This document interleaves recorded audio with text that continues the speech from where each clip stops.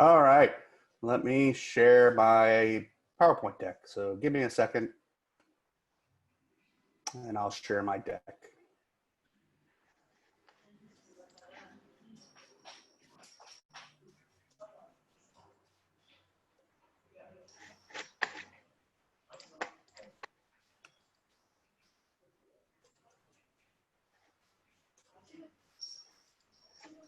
Okay, here we go.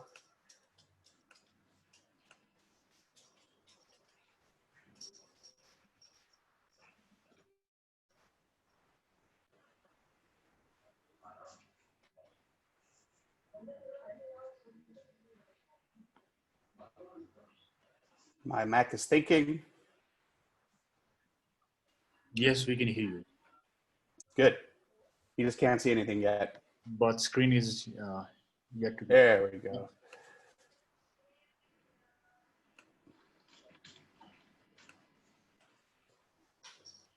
All right. Hopefully everyone can see that. Amit, can you see that? Yes, we can see this. All right. So welcome. It's nice to be in Nepal today. Well, I guess I'm kind of in Nepal. I'm in Nepal virtually, but it's great to be here. I was supposed to be at the first event in 2018, but I wasn't able to come. So I'm super excited to be here in 2020. And I'd love to come back in 2021 in person and not just through Zoom. So today we're going to talk about coaching up to the C-suite. My name's Alex Sloley. Like Amit was talking about, I'm an Agile coach from Sydney, Australia. And I do a lot of executive coaching. And me and Evan are buddies because he lives down in Melbourne, which is about a 45-minute flight from Sydney. And he was talking about executive stuff, right? So as an Agile coach, inevitably, you're probably going to end up talking to C-suite type people, executives. And let's talk about how you might work with those people today. So right off the bat, this presentation and how it was developed, it was collaboratively developed. I'm very passionate about the Agile community. And in 2014, I went to the Scrum coaching retreat in Raleigh, which is in North Carolina, the United States. And a bunch of awesome people got together there and we had a Scrum coaching retreat. Lisa Adams was there, Bob Galen was there, a bunch of awesome people was there, and we formed teams, and the team I joined, we actually created this presentation because we were all interested in how to work with executives. So all these wonderful people, including myself, got together and we created this presentation together. So right off the bat, I'd like to acknowledge these people and thank them for all the hard work they put into this presentation. So what are we going to talk about today? Coaching up to the C-suite. Well, we all know and love personas, right? Personas are a classic tool to help you identify with the user so you can put yourselves in their shoes, right? So you can have empathy for them and understand what their thoughts and wishes and desires are. Well, you could do the exact same thing with C-suite people. So that's essentially what the presentation is about today. We're going to cover some basic personas for executives. These are the executives we're going to cover today. We're going to cover the risk-averse executive, the disengaged executive, an executive who's driven by results, and perhaps another one by metrics. We're going to talk about the dictator, and then finally, we're going to talk about the one that really gets us excited, the executive change agent. So, all right, let's get started with the first one, the risk-averse executive. Oh my goodness, if you've ever worked with executives, you know what I'm talking about. They don't like risk. Some of them really don't like risk. So the way this persona is structured is the first thing we're going to cover are the traits of these executives. So traits are like the tells. These are the things that, these are the attributes that this person displays so that you can kind of understand that perhaps maybe this person is this persona. So once again, these are personas and they're not real people. The people you'll be working with in the C-suite, the executives, are actual real people. So they may or may not have some of these traits, but you may help find it helpful to use this list to help you identify people who might be adverse to risk. So the risk adverse executive, they're all about keeping things the same, right? Because changing things is scary. And in fact, changing things is so scary because they can't fail, right? So they fear change. But because they fear change and they can't fail at all, and they want to keep things status quo, they can't really adapt. So when you're an Agile coach in an organization with a risk-adverse executive, they only really want to try the stuff that really, really works. And the way they think that things will really, really work is if they use traditional project management practices. So as an Agile coach, when you're working with this type of executive, they'll want like project plans, they'll want status reports, and it helps them make them feel secure, right? Because they have a fear inside, because they're adverse to risk. Because if they fail, there are big consequences for them personally, or at least that's what they think. So you end up doing lots of documentation, right? You create slide decks for status and you create slide decks for plans. That's that particular type of executive. So those are the traits of a risk-adverse executive. What do they need? These tells, these kind of signal you that they actually are this type of person or persona, perhaps. They need Gantt charts, they need project plans, when they see failure, because they're so afraid of failure themselves, they might punish failure. And they need constant reassurance because they're afraid of what might happen. They themselves need safety, right? Even though they're not creating a safe space themselves.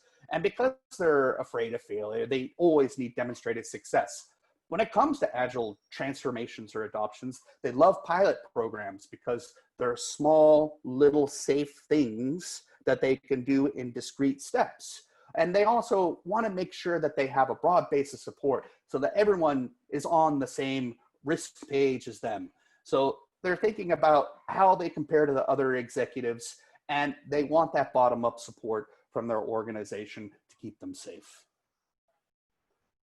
Now, you know, these are all characteristics and things you might see and might have to do as an Agile coach, coaching up to these personas in the C-suite. So these are all great in terms of personas and helping you identify who these people are and what they might actually value.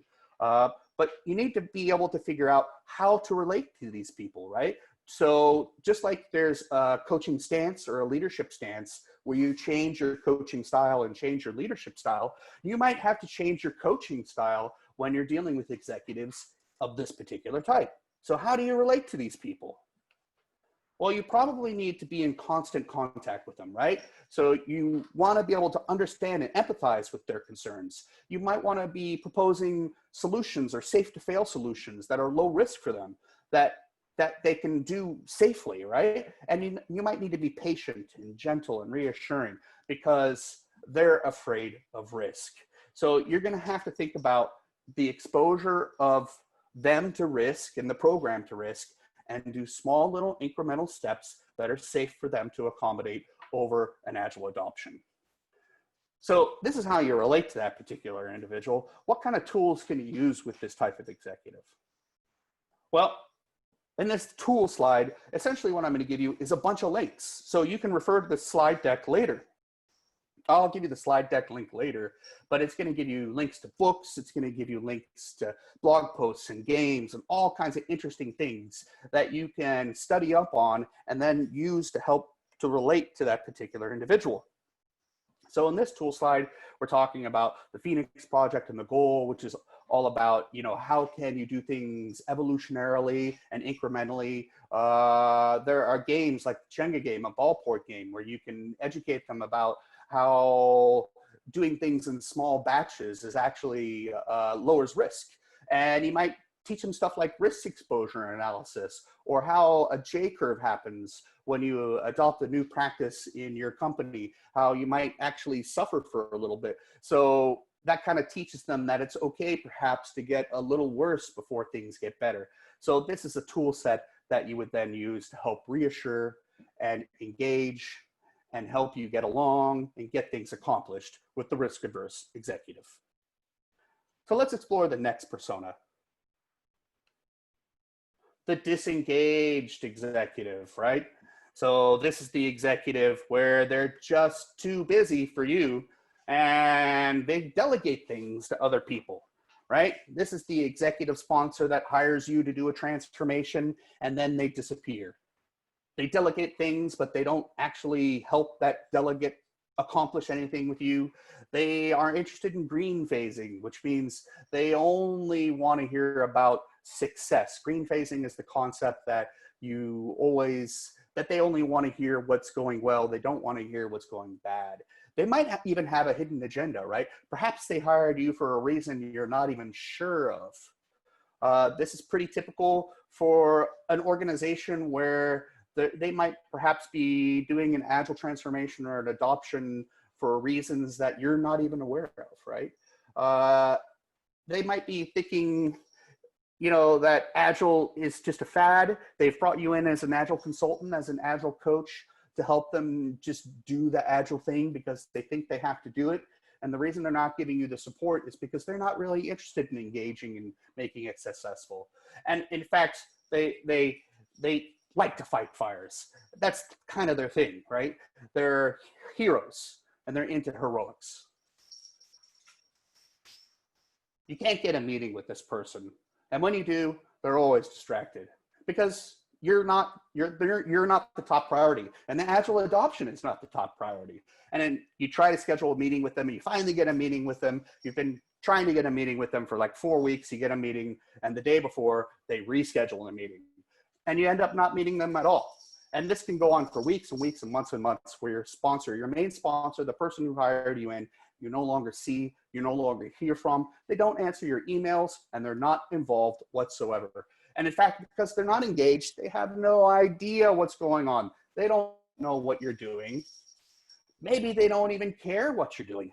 And when they do get information, because you're not engaging with them, they're not getting it from you. They're getting their information from somewhere else, wherever that might be. So how do you relate to this person to help it be successful? Because remember, as an agile coach, you're trying to engage the executive personas so you can help them be successful, the company be successful, and the org be successful. Yeah, you need to have coaching sessions with these peers of this person, right? You need to demonstrate how you can help the executives that they're surrounded by. And then you need to give them a stage to shine because they've got some motivations. You don't know what they are, but if you can help them be successful and look successful to their peers, they're probably going to appreciate that. And if you build up a critical mass of support around them by identifying their influencers and influencing them, which are probably their executive peers, it's going to help them want to engage you more. And because all executives are time poor, especially this one, you need to be concise, crisp, and clear because they don't have any time to waste. So what kind of tools do you work with these people? So I would highly recommend you read the Coaching Agile Teams by Lisa Atkins. That book is a classic, and her work has kind of created a whole generation of Agile coaches. Leading Change by John Cotter, and then talking about like fun games, you might think about Lego City, where you can actually teach them about actual Agile processes in a fun way. Let's get to the third persona, the results-driven persona. All they care about is results, right? As long as they get the results, they don't care how you achieve those results. As long as they get what they want, I don't care how you do it. And they love, metrics. They'll make the metrics do whatever they need to do as long as it gives them positive results. So they might, make the metrics work for them, and that they might purposely massage the metrics to make it look like there's a result that they want to get. They're into customer satisfaction. They might be into like their own personal performance scores internally. Now, perhaps they're so obsessed with performance because their bonus depends on it, right? And they're into traditional project management because they think that by applying these tried and true techniques where they can massage the metrics and make them work for them, they can always show success no matter what actually happens. And then perhaps get the recognition they deserve, which might be a bonus, it might be recognition or a promotion, who knows. These are the people that punish failure because you're compromising their success if you fail. So if you fail or the organization fails at something with the Agile adoption, they're going to punish that. And in fact, they're going to want those concrete goals. And if you argue or talk about their goals or try to get to their goals and you're disagreeing with their goals, perhaps their motivations, they'll get upset by that. And they're a squeaky wheel. So they'll say lots of stuff and complain a lot of the time because they're trying to get their success done. And they'll go around the management chain because they'll pretty much do anything to become or stay successful. So they'll ignore any kind of chain of command and they'll work directly with you as long as they can figure out how to make it look like they're always being successful. Now, because they're massaging the metrics, they might not have a great understanding of how Agile metrics actually work and what the benefits and disadvantages of metrics are. And you might need to explain what the Agile metrics are, right? These are perhaps people that don't understand that just because one team's velocity is higher than the other doesn't mean that that team is better or more successful. So you're going to have to explain how Agile metrics work. You're going to have to teach them and guide them into understanding how metrics might help them get to useful results, or you might want to get them into the outcomes side of the business rather than the output side of the business. In other words, coaching them into understanding how outcomes are more important than output. And you're going to have to demonstrate success. This is the primary executive where in order to have a successful adoption, you're going to have to prove immediate, quick, easy success right away in order to keep it going. Because if you don't deliver success immediately on your first try, they're pretty much going to shut you down. Here are some tools to think about. How you can radiate information because they're really into massaging those metrics, but with information radiators, you might get them into that mode of where they start to understand the metrics by radiating them. These books are really good, from just in case to just in time. And there's some great games. Get Kanban board game now. You'll find a lot of these games. I created this deck before pandemic, right? So a lot of these things you can actually Google now, and you can actually find virtual versions. You can actually find virtual versions of the penny game and Kanban games now, like FlowLab. So you can use these kind of things to teach them about how metrics can be used in a successful way in an Agile adoption. Now, speaking of metrics, there's the metrics executive. Wow, these people are so logical. It's all about the numbers, right? It's all about the docs. It's all about the metrics. It's all about the charts. They do historical comparisons. They might look up what are called vanity metrics. They don't care that it's a vanity metric or a metric that doesn't have value. It's a metric, and they can put it into a chart, and they can graph the trends. They might do a logical comparisons. They confuse causation and cause. They'll do statistical analysis. They'll do all the reports, and they'll ask for all the reports. You'll have to generate all the JIRA reports. And they're looking for those metrics to help them make it succeed. Now, not only are there metrics for success and for team and for adoption, for maturity, but you're going to find the metrics applied to your finances, right? They're going to start talking about, can you figure out the velocity per individual on the team? Can you figure out the value in dollars of each individual on the team? And they have kind of lost all connection with humanity because they're all about the numbers, right? They love slide decks. The more slide decks, the better. More charts, the better. Now, even though they're playing with all these metrics, they may not understand the root or the data source of the actual metrics. So like the velocity thing, getting back to the previous persona, right? They may not understand that, you know, the one metric velocity on one team that's higher doesn't make a difference when compared to another team. But they won't care because the metrics are numbers and you can't argue with numbers. And they're going to want costs, and they're going to put numbers into your charts. They're going to get all the external data they can possibly get. and they want to be precise. They love precision. They won't understand that precision is a falsehood or an illusion, right? Because for them, precision is about getting the numbers right on a graph, because they think that with metrics, accomplish anything they need to accomplish. So once again, you have to explain Agile metrics, but you're going to have to get into it hardcore. You're going to have to get into like how to help them figure out what the actual valuable metrics are. So, no, you don't measure velocity by individual because it's a collective whole, it's a team. You want to understand how the team is delivering as a whole, not an individual.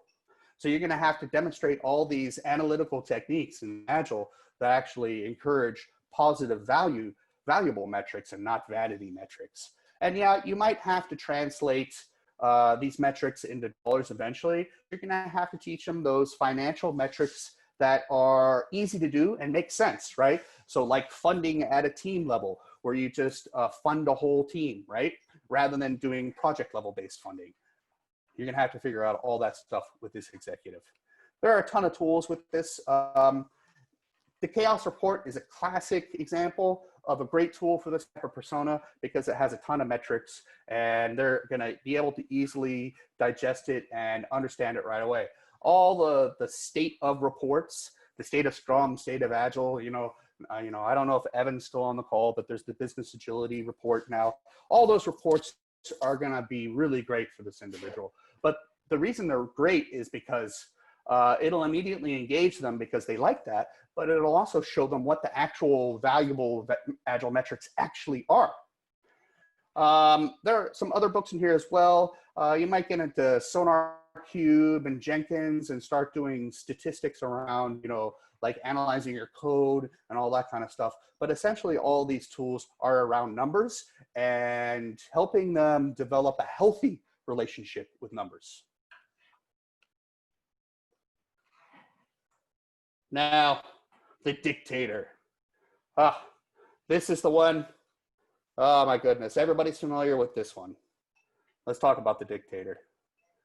Yep, this guy or this gal, they're an expert in everything. They tell you what to do. They can delegate responsibility, but they don't empower you whatsoever. They have no faith in their people. They might even use threatening tactics, and they use fear to drive people. They're the single point of ultimate authority in your organization. Do this, do that.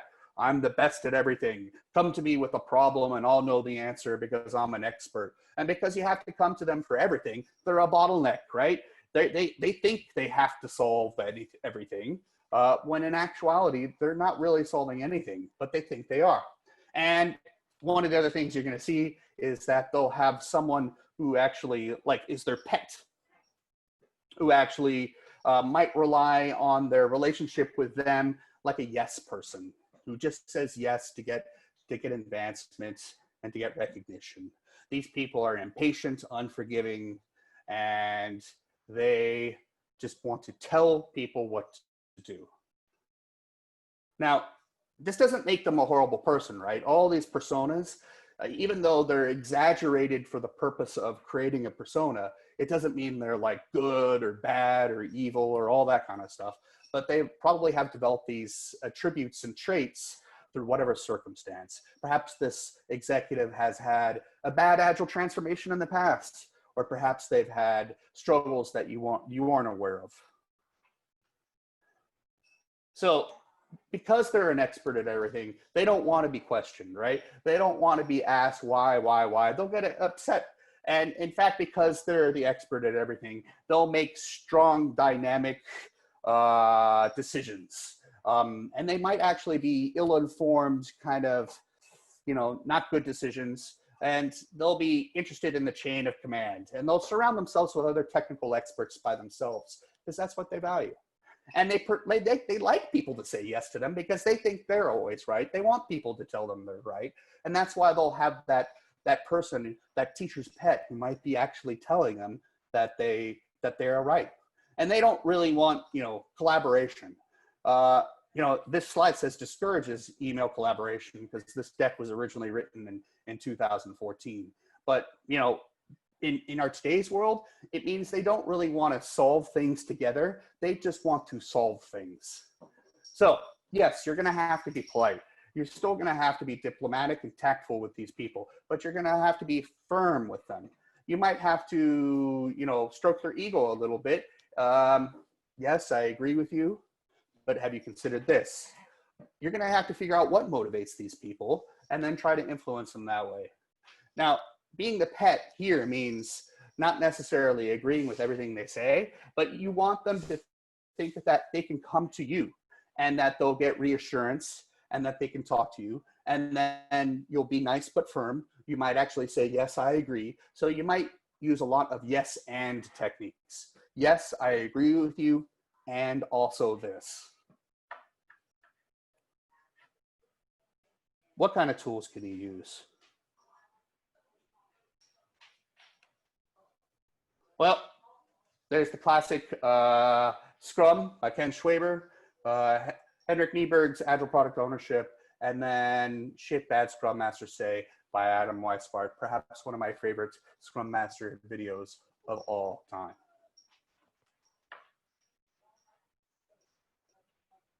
Now, if you can engage this person, obviously, you as an Agile reading these books doesn't automatically mean you're going to solve your relationship with this person, with this executive, right? So like if there's a video or a game, you might actually do it with them, right? You might actually share it with your executives. Now, that's the last bad persona. And I say bad because, they're all funny and they're meant to be outrageous. But yeah, there are actually great executives as well, because we're going to talk about that great executive now.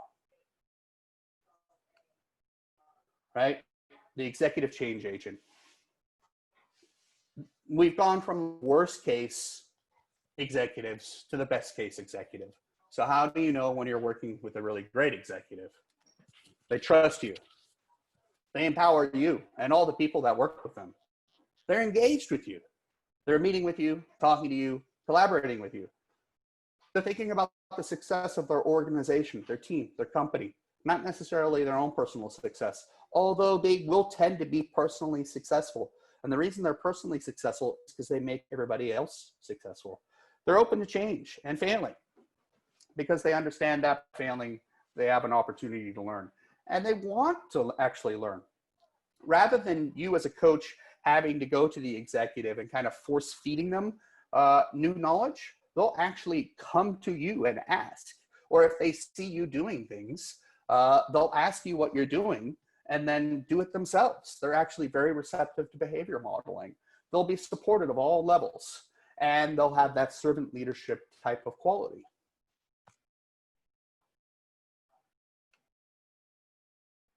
So how do you help this executive succeed?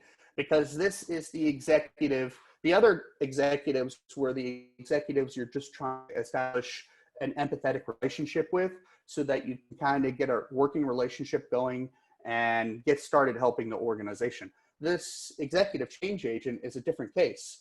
They're an executive where they're engaged, and really what you need to do here is you need to change modes as an Agile coach to amplify their already awesomeness, right? So now, rather than trying to accommodate and teach them the stuff that they're doing badly, instead of focusing on unlearning, now you're focusing on enhancing the learning they already know. So you need to give them the easily consumable information that they can then themselves leverage to make things better. You need to bring them into your training. I've had actual executives co-train Scrum classes with me, right? I bring them in as like guest speakers, and they might, co-train one of the sections with me in a 2-day Scrum Mastery course. Bring them into the team activities so they can see how it's actually being done. When you're kicking off a Scrum team, bring them in, have them state the mission of the company so everybody can align and see how this executive is empowering them. And then, you're modeling them and showing them that this executive supports them and empowers them. You might have a C-suite retrospective kind of thing going on, and C-suite retreats where you're getting together as an Agile coach with this executive change agent, and you're helping that change agent lead that group of executives. Essentially, what you're helping that C-suite person do is become the best CEO who's ever lived. So there's tons more you can do. You can train them, you can keep them engaged, you can have them do executive lunches, have internal blogs, you can do scrums or Kanbans in the C-suite. There's lots of stuff here. But ultimately, what it comes down to is you coaching them in the background, helping them and modeling the behavior that they should leverage, and then they do all this stuff. So when we talk about how to enable this executive change agent, it's not like you're doing this with the executive C-suite. You're in the background helping your executive change agent do this with them so that they're modeling the behavior and you're just in the background. Oh, there's so many cool things you can do with these type of people. You can teach them the fundamentals of Agile. You can get into innovation games. You can talk about how teams can be self-organizing. You can talk about the value of feedback loops like Agile retrospectives. You can talk about patterns and requirements and how they can be leveraged. You can talk about Agile program portfolio management. There's so many awesome things you can do with this executive because they're hungry for knowledge. Anything you give them, they're going to be able to be ready and willing to consume. You can talk about leadership and lean startup. If there's any executive that's ever going to be into like lean startup and doing that really kind of intense stuff, it's going to be this executive. These are the people that you can actually start to experiment with different types of Agile, like large scale Scrum and Kanban.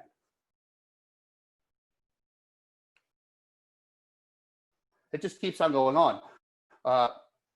The other executives, those personas, may not be receptive to games and gamification, but this type of executive will. They'll understand how that might be a great thing to use in your organization. But we're talking about mob programming and swarming, all the latest and greatest techniques. This is the type of executive that's going to be open and receptive to that kind of stuff.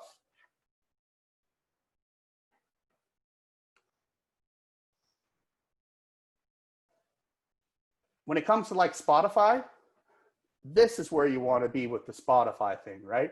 Because this executive is going to understand that Spotify was a thing that Spotify used. And rather than trying to adopt it as a framework out of a book, they'll understand what it's really trying to tell them. How can we figure out how to figure out what we're doing here in our organization to make it better?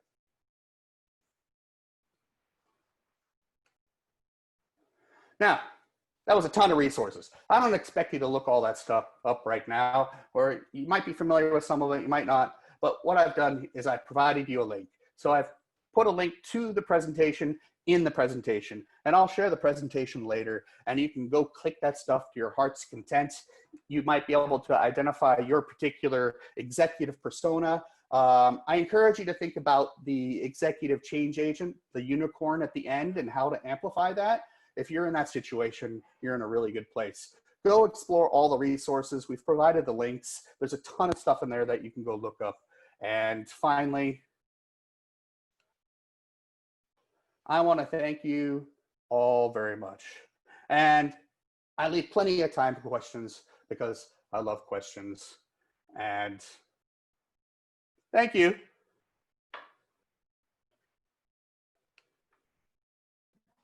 Yes, now a participant can ask questions because I have enabled people to ask questions. Well, there's questions in chat. How do you want to do that?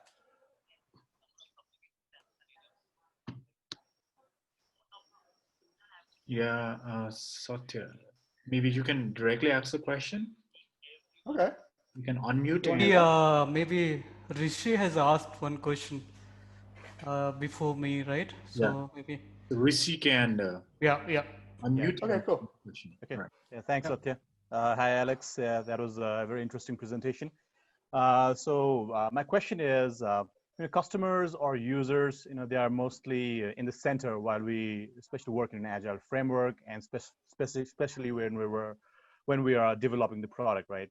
But in most cases, the customers that we have to work with are the C-suite executives as well. They might be digital banking head or business head or CEO. So can we extrapolate the coaching techniques for the C-suites that you just mentioned to these customers? And can we do something about it in terms of these external stakeholders as well? If yes, can you share one of your experiences? Okay, so let me see if I can rephrase the question. So the coaching techniques I was talking about with these C-suite executives, can you extend this logically to actual users outside the scope of the C-suite? Is that the question? That is Yeah. correct. Yeah, I think you would, the way I think about this this presentation is essentially that these C-suite people are just normal people. And that's why they have personas, right? So, I mean, when we create products and we create personas for actual products, we make up a fake person and try to give them information. That's essentially what I'm doing here. But if you boil down these executive personas, I would say they're just normal people on the street with normal emotions and normal wishes and desires and wants. So any of the coaching techniques that I've actually specified here should be applicable to an actual user because they are also people. Now, the difference between an actual user and the executive is that the executive has some kind of interest in your Agile program or Agile transformation. Your user does not. So when you're dealing with actual users or partners, they may not care or understand or know anything about that Agile stuff. So the coaching techniques that focus on Agile with your executives, that's fine. But you can't really apply those Agile executive coaching techniques to the user, right? For them, you're going to have to change your language. You're going to have to be talking about, well, what are your wishes, your desires, your wants? What is it you're hoping to achieve? What is the most valuable thing for you? What would you do in this situation? What do you care about? So it's more about that when you're talking with users and working with them. So I think you'll find executives, it'll be more Agile, and actual users, it's going to be no Agile at all, but it's going to be more coachy and human-centric. So I think it'll be more HCDE and UXy, like, you know, contextual inquiry and understanding their needs, that kind of thing. Does that help? Yep. Thank you, Alex. Cool. We had another question from Satya, right? Yeah. Hi, Alex. Nice to hear from you. So hi. So it's very simple and powerful, and it connects what even left us. You know, the whole journey of being a coach, the whole journey of understanding as an individual level, right? How the organization level, your mindset or your individual mindset might change, you know. This is really interesting. And also thanks Stuart Young's amazing visualization. You know, he's really interesting. He creates really, and that really is creates that impact in your soul, you know. You cannot delete that forever. And also this directly connects with our change management practices that organization normally struggle to follow, you know. Individual change, team change, and organization change are so difficult, right? In a way they go simultaneously, but the journey is so difficult. The reason is everyone's perception for change and adaptation is so difficult for those things. And the whole session of learning completely defines that, you know, why this is, why there is resistance at some level. Maybe they need something else, and then it solves. I mean, this is one thing for anyone who is Scrum Master or product owner or any Agile coach to experiment and see how the perception can be changed, behavioral perception can be changed. And this is really interesting. And I have been also following some of the practices, and it feels so glad. I feel so glad and humbly. Thank you so much for bringing this in, because this is something is very critical. And also, I know that all your family members are certified. That is amazing, you know, that is part of the learning culture, and that is reached to the natural sense of family. And that is something so amazing, you know, these value systems and understanding these things. Thank you so much for bringing this, such an exciting learning. And it's so simple to understand, you know, both Iman and you. Amazing. Thank you so much. It is my pleasure. You know, Stuart Young is the guy who did all the illustrations for that, and he was on our team. And at the time, Stuart had just started doing this. He'd only started doing visual sketching around 2011 when I first met him. And so he was, you know, now he's all famous and he does this all over the world. He, And he does course also, the training also, how to yeah, visualize, you know, it's amazing. awesome, right? Yeah. You made me, you brought up something which I think is really intriguing. When you're an agile coach and you're in an organization, one of the things you need to think about is how do I help the organization get to the next level of like agile fluency or agile maturity or agile sophistication, whatever you want to call it. It's like, how do I elevate them up to the next level and up their game? And one of the ways to up their game is to be able to look at the org and look at the leaders and the people and assess their current situation. So you could think of this slide deck as an assessment tool. It will help you figure out what their current state is. Now, once you've done an assessment, what you're supposed to do then is you're supposed to say, okay, how can I bring the really bad stuff and make it, you know, okay? And how do I take the really great stuff and make it awesome? So you could think of this slide deck as like an assessment. And then you might use some of these tools in here as things to help bring the bad things better and the great things greater. So thanks for pointing that out. That was really good and insightful. Thank you. And this is also, just one point I want to add here. This is also, when they see these, they also individually, the resistance will change because they understand the meaning of it in their own way, you know, their own glass or their own spectacle. And that is something is very, very essential. We as a coach, we feel that our way, right? It's something to do with our way, but this is different for that person, for that individual, that can look something very, very different. And we have to understand that. And this is really interesting. Thank you so much. You're welcome. More questions. I can see Evan lurking back there.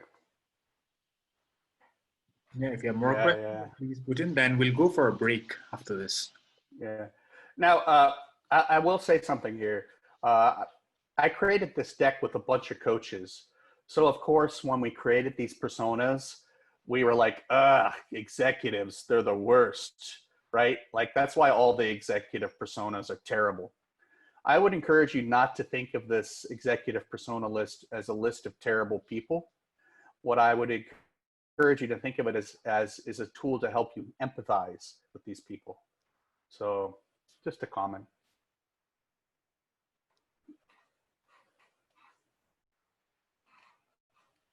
What other questions? More questions. More questions. Or if there's no questions, then we can definitely take a break. Cool. Yeah. Can I ask one? Yeah, sure, Ronald. Yeah. What are the things like the startup executives should know more? Because there are also startups coming up in the market and it will not be the same thing. So what are things the startup executives should know?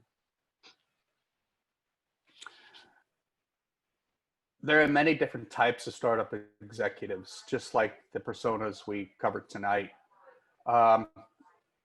Generally, I've found startup executives to fall into two different categories. There might be more, but I think in general, they fall into two different categories. The first type is the previous CEO of a large company who now wants to have a startup. It's like their toy. So they've been like a senior level VP at some bank or financial institution, and now they've created a startup. And what they do is they bring like all their terrible big business habits to the startup. That's kind of like the first startup executive type.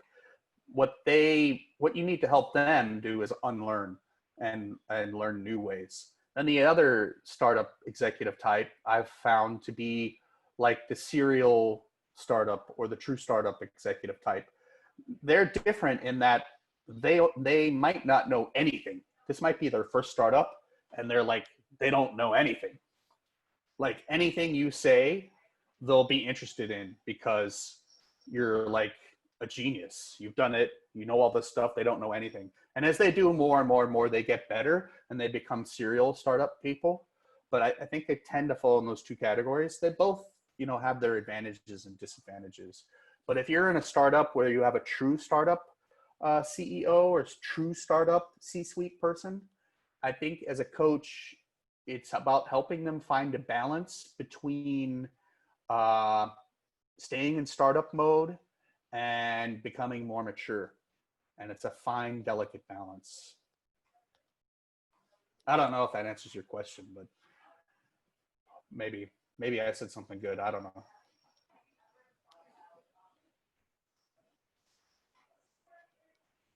Did I help?